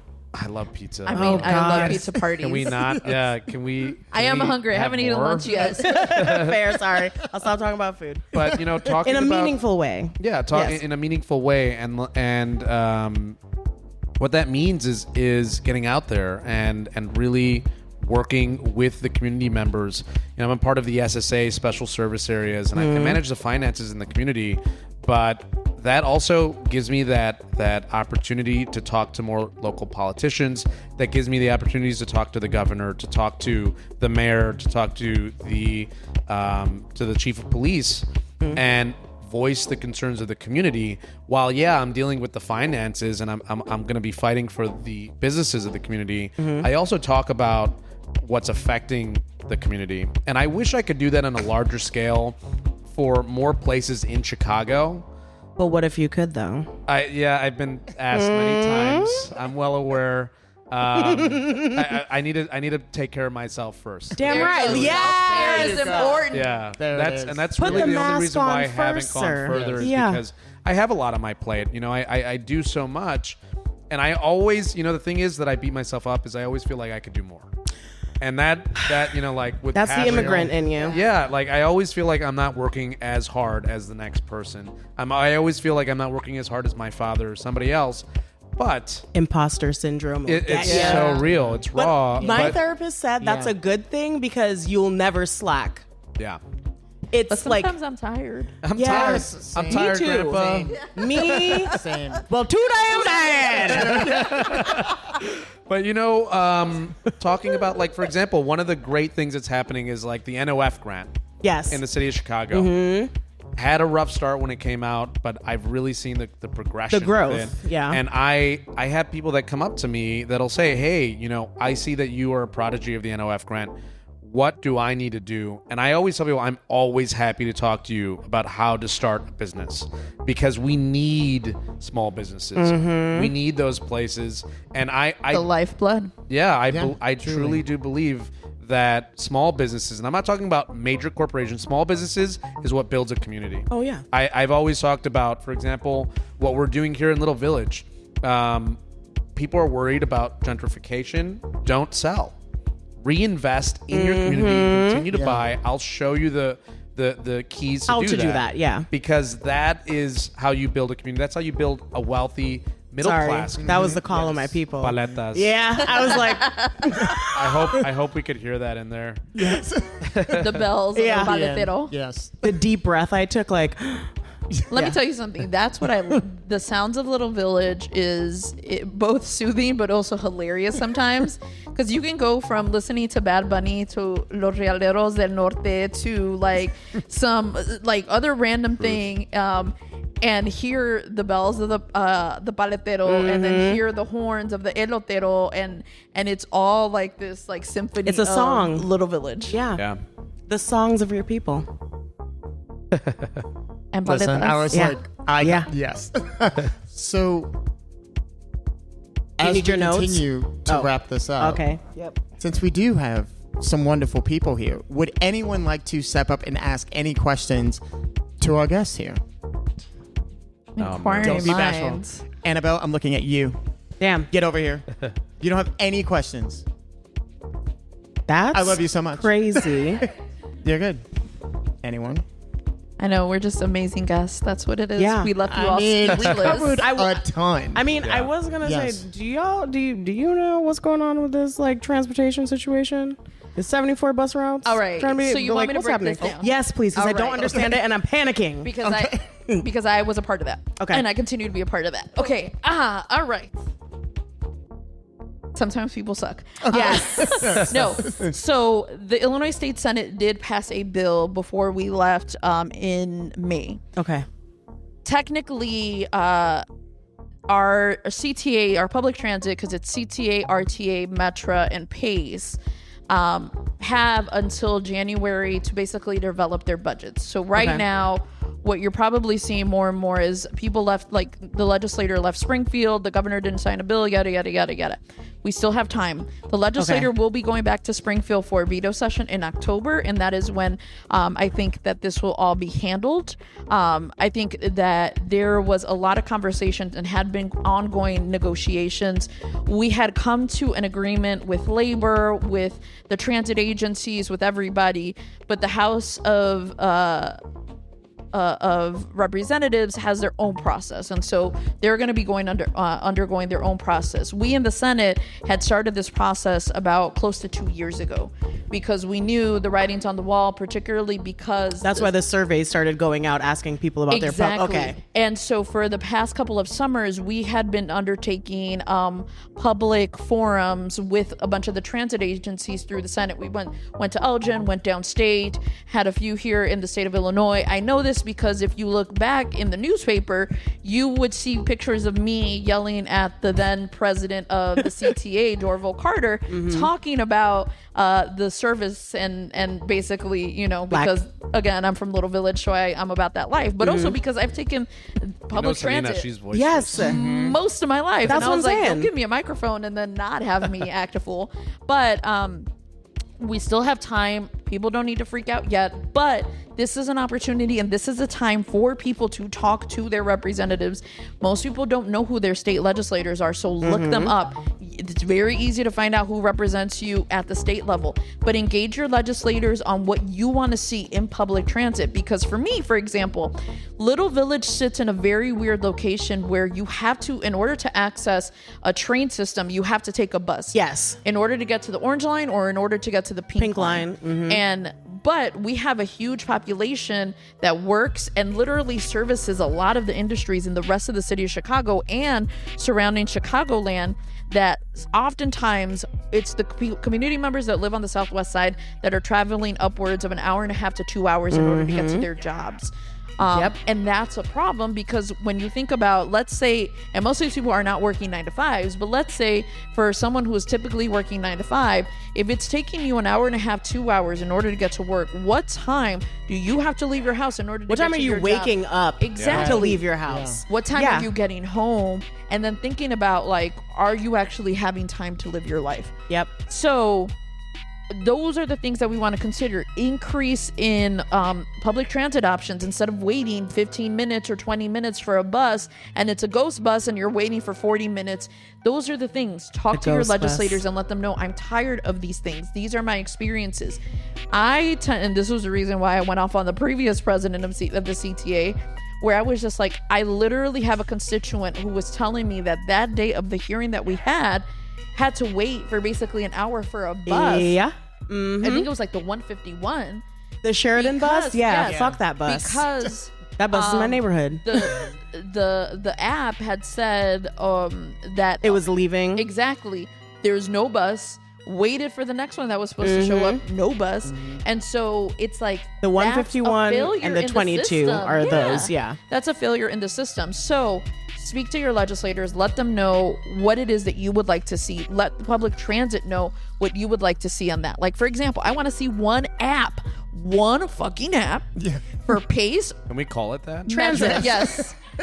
Like it's the transit app. If I'm switching from a Pace bus to, you know, the Pink Line or, you know, like getting on the Metro bus after I get off here. You can't use Ventra for that. No, you can't use Ventra. And then on top of that, like, I'm having to look at 5 different apps in order to find the place that I'm supposed to go to. Why in this day and age of the Lord's year of 2025 are we still having to use all of these different things? Like, we're not smart enough to come up with one app. Use transit app. It changes in every city you go to and it updates automatically. Yeah, They exactly. also had surveys about this where it's like, because they ask you questions and then at the end of it was like, if you live in Illinois, can you do this survey? It takes a couple of minutes. And that was about the transit situation, seeing like which lines were the most useful. Like, but people don't do those surveys because they feel like the information isn't going to be used. Well, see, people like to complain to me. Like, for example,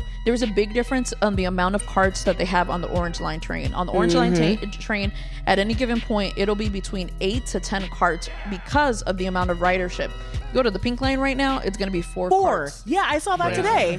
And I'm like, right. That's called discrimination. Yeah, I was literally like 100%. walking up trying to like get to the Pink Line because it was only 4 cars long. Yeah. Garbage. So those are the type of things where it's like the more people that say yes, that's the reason why I don't take the Pink Line, because, and I got this a lot during the pandemic, and this was my consistent thing that I was like, I have people that feel like they're being packed like sardines during a pandemic and they're still having to go to work, and you're not increasing the amount of carts that are on the Pink Line during the day. Like, that's a problem. Like, why is that happening? Meanwhile, you're not seeing that on the Orange Line. You're not seeing it on the Blue Line. No, the Blue Line got bougie. I took it the other day and I was like, this is a fancy ass train. Who's on the Blue Line? I know. The Red Line used to be... the Red Line's a whole different thing. I used to be blackout drunk at 23 on the Red Line at 3 a.m. Don't do that. Now, I don't even take the red line one stop north to go home at work when I close the bar at 2 a.m. I'm calling a fucking car. I'd rather walk home. I will say in regards to that, it's just like I have always been familiar to the red line. I am loyal to it, but it has changed. It has changed. Yeah. I mean, I'm going to be loyal to wildly. it. I It's agree taking with me you. where You I know, gotta go. I don't Yeah. take public transportation. Obviously, I don't live very far from my bar, so I just drive here. But my girlfriend takes public transportation all the time to O'Hare, and that's where she works, flight attendant, and she has to She got leave benefits? almost 2 hours. I'm sorry. She got benefits? She has benefits. Should but I be? It's I'm not. like, should I do that? It's not what it should be. Okay, never mind. It's Then really fuck rough. that. I don't want it. When you start to hear what Bless they her have to heart, go man. through, Oh, it is absurd. I mean, they Yeah. deserve so much more. That's all over my TikTok. Is like the flight attendants having to like be bosses on these flights. It's like They don't act a fool on a plane. Please don't do that. Cause They like, don't feed them in between don't, no. flights. I'm like, okay, so you're not going to pay them. Yeah, you know, let's say they they're get working a benefit 10-hour day. comps, like free things, but nothing that Exactly. matters. It's like So us. they could be working a 10-hour day, but they're only being paid for 6 hours, Yeah. maybe because that's when they're They don't in tarmac. They the don't get paid if actual- they're tarmacking. Yeah. And I'm like, okay, if you're not going to pay them, are you at least going to feed them? No. And so she has to take public transportation to get to work. She's got to leave like 2 hours before Security clearance. and she has to then make a decision. Is she going to save money, leave 2 hours before, not even 100% knowing if the public transportation is going to be on time, which if she gets there late, then that they dock her, which means she could lose her job. Or is she going to pay $60 to take a car that's going to take her, as long as it's not rush hour, Yeah. Right. 35 minutes to get to work? Yeah. 35 minutes versus 2 hours, but she's got to pay an exorbitant amount of money. Yeah. That's not right.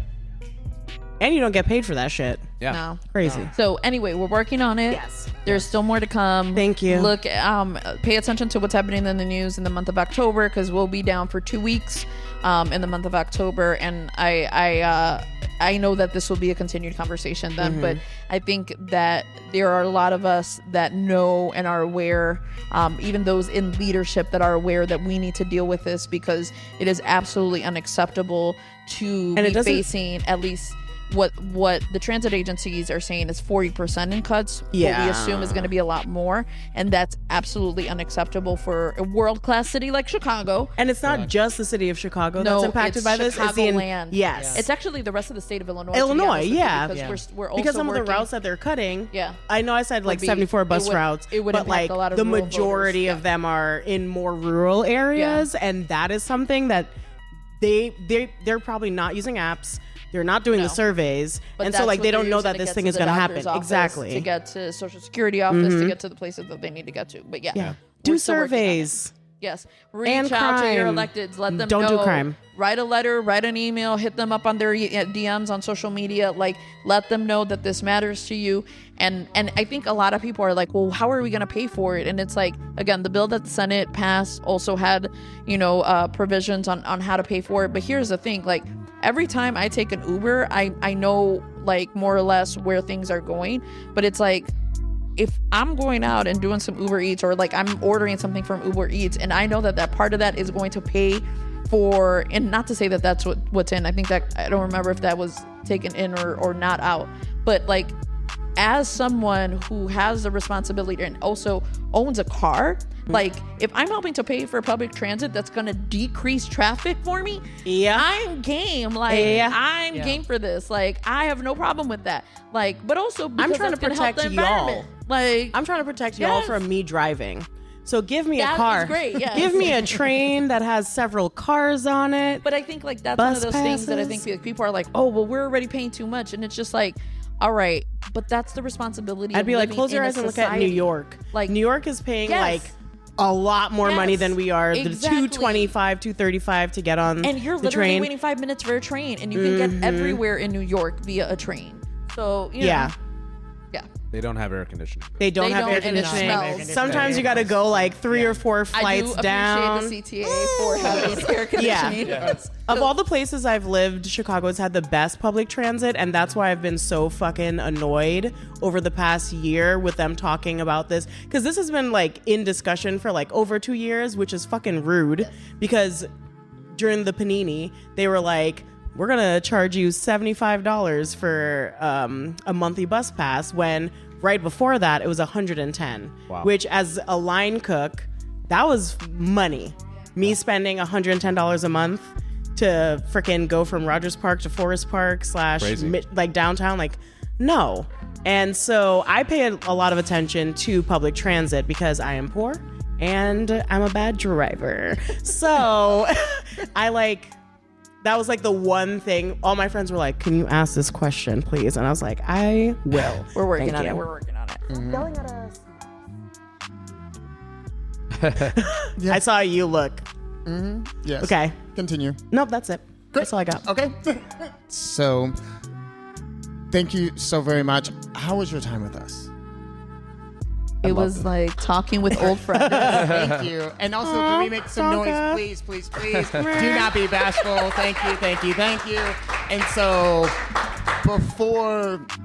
actually, as I do the things that I know to do, You gotta do on them. my end. How do the people find you, Senator? Like, reach out to you, Mike? How, like? Do you want us to tell people where you're located? Yeah. I Do you it's want them to mine's come public. here? They'll find me here. And You can just I Google always- Ositos. Yeah, I was like, are Always we here. gatekeeping? I don't know. It's We're named not after gatekeeping. we're not You just gotta dog. come in with a little villager. Okay, Yeah. got it. Yes. That's like a reservation thing. Like, if Wait, you you go do to a have certain reservations, reservation. though, yeah. I do have No, I meant reservations. like Yeah. native You people don't on have to. reservation land. You have to like be with one to go there. That's what you should do with a little village. Come with Yes. the local. That's a good idea. Come with a Make, little make that's what I'm friends saying. with Yes. with someone who lives in Little Village. Yeah. Right. I mean, for me, this was great. Obviously, me and Selena need to get back to microbrewing. I know. Those were the The days. old days. We used to brew. We had a brewing collective that we were a part of back my in the God. day. Dope. Yes. Okay. Yeah, you'll find us on YouTube somewhere. Yeah, no, I There's a think our YouTube. Instagram page is like still up. Oh yeah. Yeah. There's a YouTube video. Yes. of What's me- the name of the gonna Instagram find The page? Little Village Cerveceros. Okay. Okay. Yes, I'll we have remember. not brewed in a long time though. Like at least 15 Yeah, years. you I gotta don't know. dust it off. Long time. people got jobs and Yeah. like had babies and stuff like that. Shit to do. Prohibition Part 3. Bills to Nobody pay. got time for that. Yeah. This was when everybody was young and like Yeah. had the time to do it on like Saturdays and then Youth. yeah. Youths. Youth. No. But yeah, you can find me on social media. I'm always around everywhere, but at Senator Selena, Instagram, Facebook, Blue Sky. We're not on the TikToks yet, but I am on TikTok. Neither but are don't try to we. find me. I just like scrolling. That's all I like you're doing. creeping. Yes, exactly. Full Look, circle. That is my cultural encyclopedia. Is TikTok that teaches me a lot of things. Listen, that's how I learned that my depression and anxiety is just undiagnosed ADHD. You know what? My therapist was like, you want to get tested for that? I've been saying it for a while. I'm like, nah, dog. Raw dog. Raw dog. No meds for me. For me, I think if I'm actually pretty surprisingly pretty private person considering how much stuff you see on Yeah. the internet with about me. But yeah, I mean, you can find me at Moreno's Liquors or Osito's Tap. We've got Twitter and Instagram, Facebook. I do have a personal TikTok. You don't have to tell You could people. definitely find me Okay. on there. All right. If you want to Promo see it. like some of the stuff I do, I mainly post stuff about my businesses, but I think Fair. it's like honestly, it's a ridiculous name. I think it's like Mike M 1 2 3 4 5 6 7 8. Fair. I was just like, I'm lazy. Dump that. There We'll it see. is. But if you ever want to reach out and you have questions, whether to open up another business or to learn about agave spirits, or you're worried about, let's say somebody that you know that's an immigrant, I might not be able to personally help you, but I will always guide you in the right direction and tell Hell you yeah. the proper resources because that's Such a what we do. mentor. Yeah. I don't. Maybe. Maybe. Wait. Go on. Maybe. Before Yeah. you start, though, I have a question. So I know that Ositos is named after your dog. Yeah, my late dog. I love him. He That's what I passed was away. afraid of. But he used to come here. He used to be in the bar. He was my best friend. And so the logo is him. He was a small Chihuahua. Osito Do you mean means little bear. Chihuahua? Because I heard someone pronounce it like that recently. Chihuahua. Chihuahua. Yeah. Hey. It's Nahual. I don't speak Nahual, so I can't. Say Chihuahua. I would say Chihuahua. They're good as dogs and also cheese. Like, Yeah.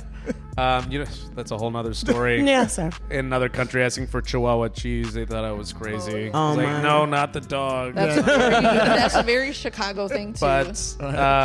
But yeah, he was my best friend. He was here all the time, and I wanted to pay tribute to him and the community, and so I'm so glad that his legacy can live on. But at the same time, like, this is a testament to the community. Oh, yeah. Yeah.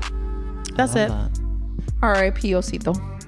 But not the bar. But It's not still the here. bar. Yay, bar. Come to it. Come to Osito's I tap. have surprisingly maybe more photos in my house of my dog around than my family, which is messed up. Ain't nothing wrong That's with messed that. up, but Ain't it's nothing true. wrong with That's a good that. dog. It's a Part good of your dog. family. He was. You know, He was. See? The OG. He grew up with me my whole life. I'd had him since 8th grade. Old.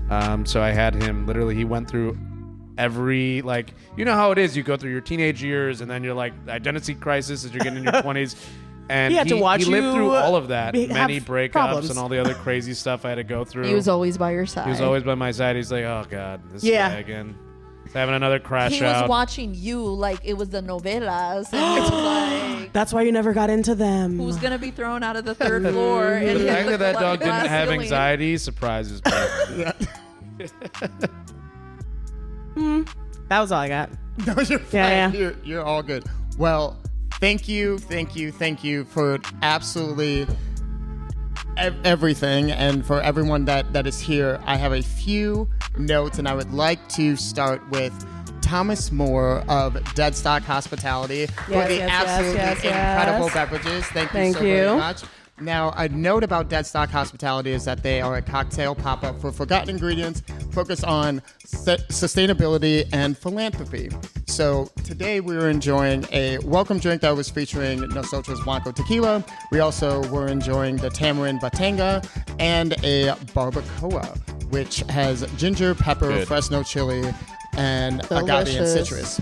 Another quick thing that I would like to mention is that special shout out to our supporters at Nosotros Tequila as well for the product. So the biggest thing here is they're additive free, focusing on traditional slow process, blend of terroirs, and it's a real founder story, not a celebrity driven tequila brand.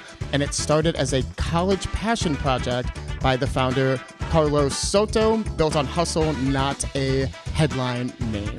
Oh, yeah. So, Respect. and also shout out to our friends at Pellegrino and Aquapana for the product as well. We appreciate you so Shout very out. much. Thanks, guys. Love me And- some Aquapana. Yes, and I we do have too. plenty of it. Yes. So there we go. And on that note, my name is Justin Arnett Graham, and you can find me on Instagram at thisisbiko. And also, do not sleep on our Terms of Service podcast Instagram page as well.